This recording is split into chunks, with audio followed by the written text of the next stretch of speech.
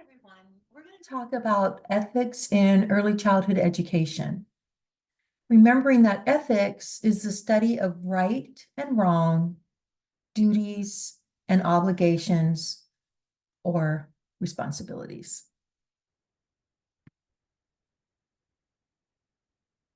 So here's a scenario centered around spanking in a child care center. So an aunt of a child is the teacher of her nephew in a center, right? So both the mother of this child and the aunt of the nephew believe in spanking. But the center that the aunt works in does not believe in spanking. So the nephew misbehaves in his aunt's classroom, and the aunt responds by spanking the nephew in the center. So is this an ethical issue? Is it an ethical dilemma? Who's correct? The aunt who goes ahead and spanks her nephew, even though that type of response to a child's behavior is not endorsed or allowed in the center that the aunt is working in and in the center that the nephew is enrolled in for care.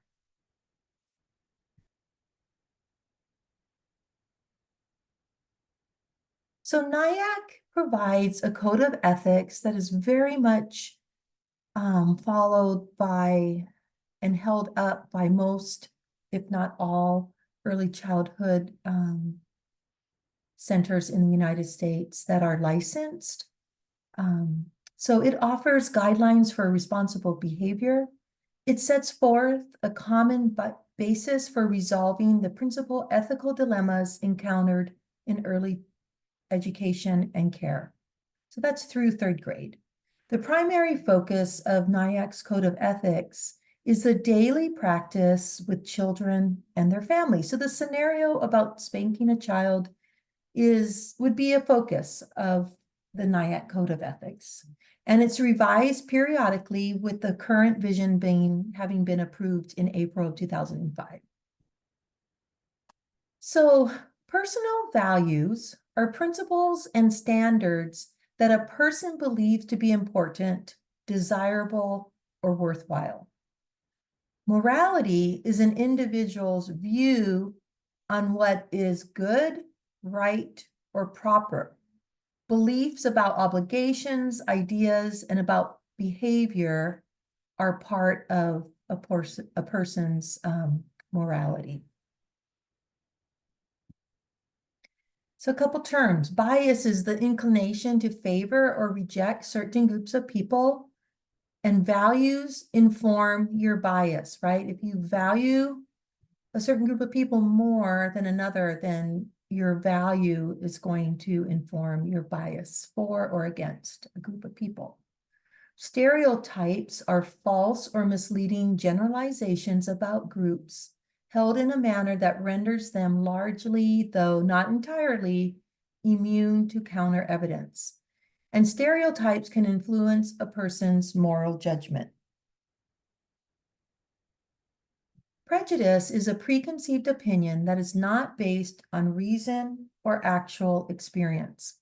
When we believe that someone lacks self-control and discipline, we may make a moral judgment about their life choices and their behaviors and have a prejudice formed because of their life choices and their life behaviors.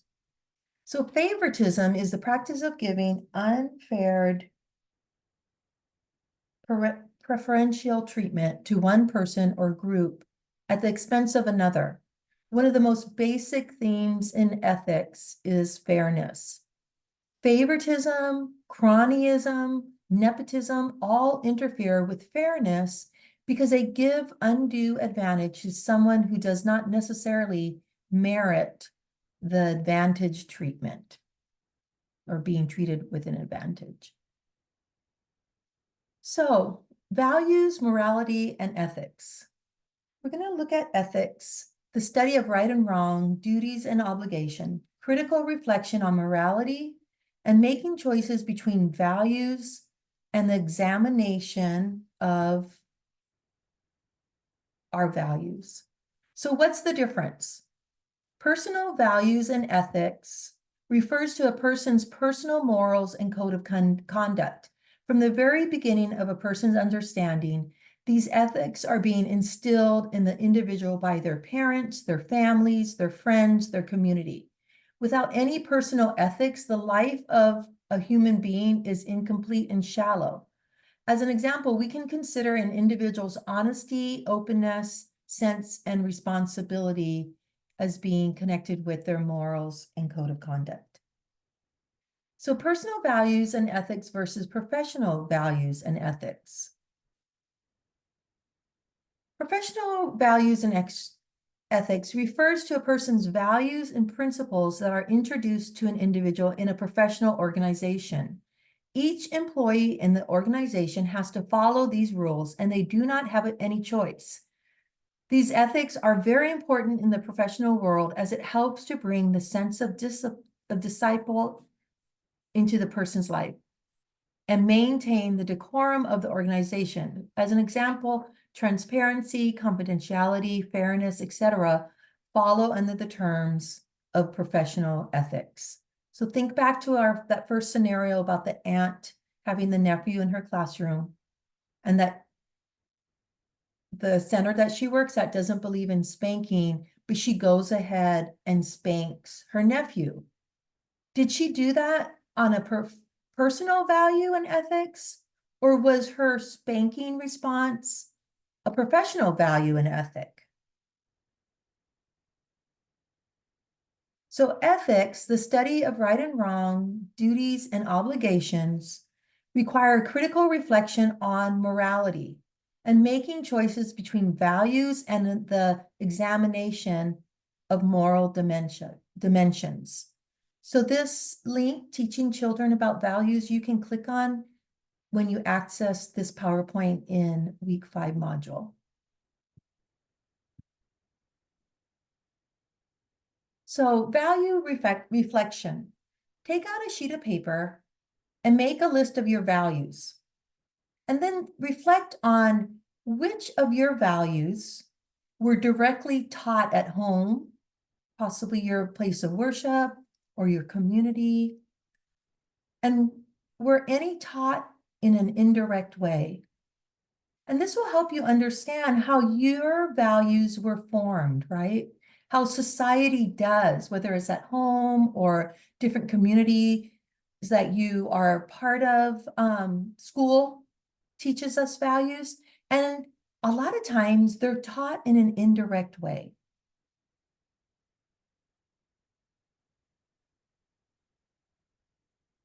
Professional ethics is the moral commitments and standards of a profession. That's why we look to NIAC to see what are the moral commitments and standards of the early childhood educator profession.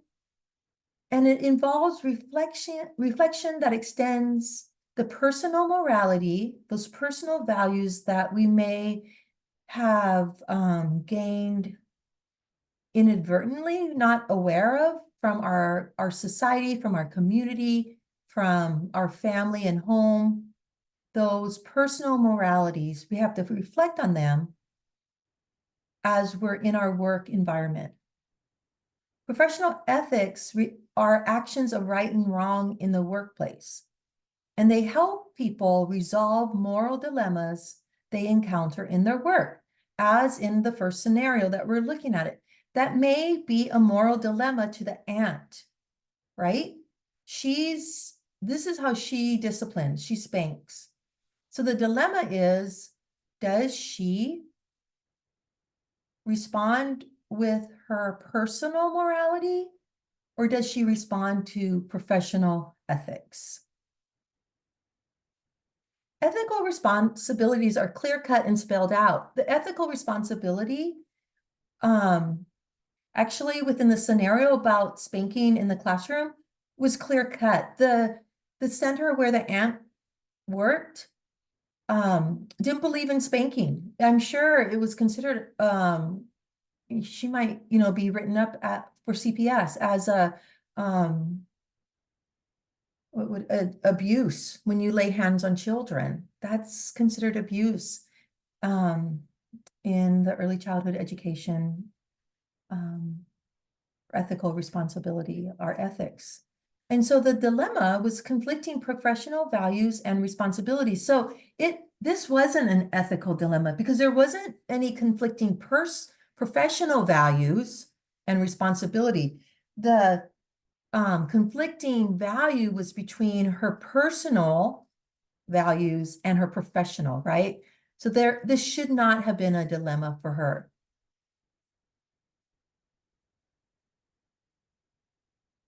So, have you ever had an ethical dilemma in the workplace? And how did you resolve it?